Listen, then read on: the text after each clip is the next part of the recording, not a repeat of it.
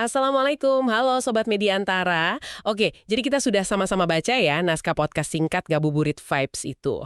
Di permukaan ini kan obrolan ringan banget antara Fahmi dan Fahma soal Ramadan. Tapi pas kami bedah lebih dalam, muncul satu pertanyaan besar. Kenapa ya dialog yang sesederhana ini kok rasanya kena banget, efektif gitu? Nah, itu dia pertanyaan kuncinya. Karena naskah ini bukan sekedar obrolan, tapi kayak ada arsitektur persuasi yang cerdas di baliknya. Jawabannya, menurut saya, ada di 3 lapisan. Cara mereka membingkai ulang idenya, terus pendekatan psikologis di balik aksinya, dan yang paling penting sih, dinamika antara kedua hostnya itu. Oke, menarik. Coba kita bongkar lapisan pertama dulu deh. Soal ide Ramadan sebagai tombol reset. Fahmi kan memulainya dengan santai banget. Cuma bilang ini momen istirahat dari hiruk-pikuk kerja. Tapi yang bikin ini jadi kuat itu gimana Pharma langsung nanggepin kan? Dia langsung kasih makna yang lebih dalam. Betul, dia menyebutnya digital detox. Tepat sekali.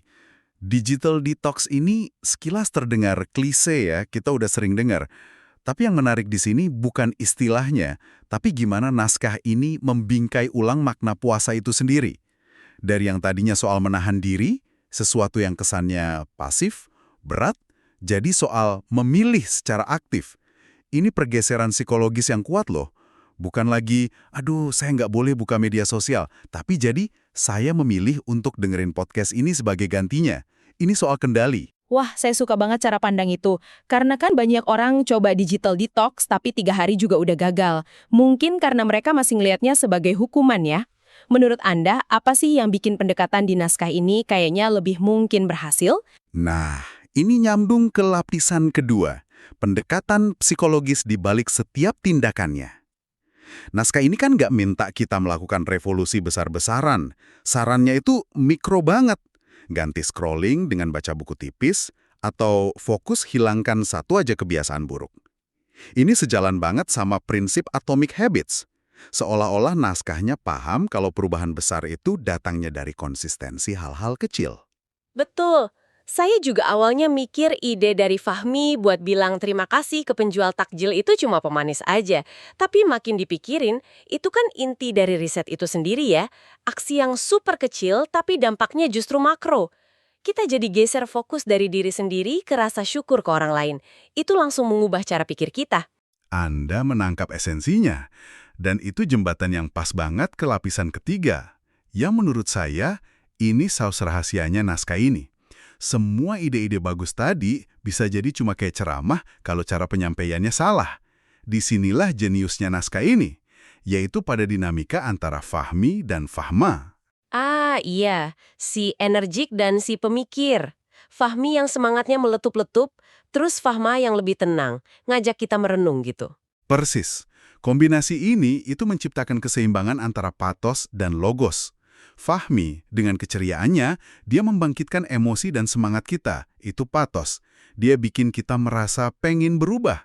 Oke, dia yang bakar semangatnya. Betul. Sementara Fahma, dengan ketenangannya, dia kasih alasan, struktur, dan ruang untuk mikir. Itulah logos. Dia bikin kita paham gimana caranya berubah. Pesan yang sama, kalau cuma disampaikan oleh salah satu dari mereka, nggak akan sekuat ini. Yang satu itu bensinnya, yang satu lagi setirnya. Wow, jadi ini bukan cuma soal kepribadian beda ya, tapi 2 pilar komunikasi yang saling melengkapi.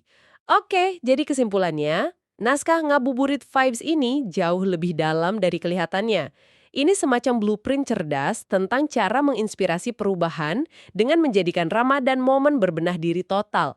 Mental, digital, sampai sosial. Benar sekali. Naskah ini ngajarin kalau perubahan itu dimulai dari cara pandang, diperkuat kebiasaan kecil yang konsisten, dan disampaikan dengan cara yang menyentuh akal sekaligus hati. Nah, ini memunculkan satu pertanyaan reflektif untuk Anda yang mendengarkan. Naskah tadi menyarankan untuk mengganti satu kebiasaan buruk selama sebulan. Coba bayangkan, jika Anda bisa memilih satu saja kebiasaan kecil untuk diubah mulai hari ini, yang bisa memberi efek riset paling besar dalam hidup Anda, kira-kira kebiasaan apakah itu?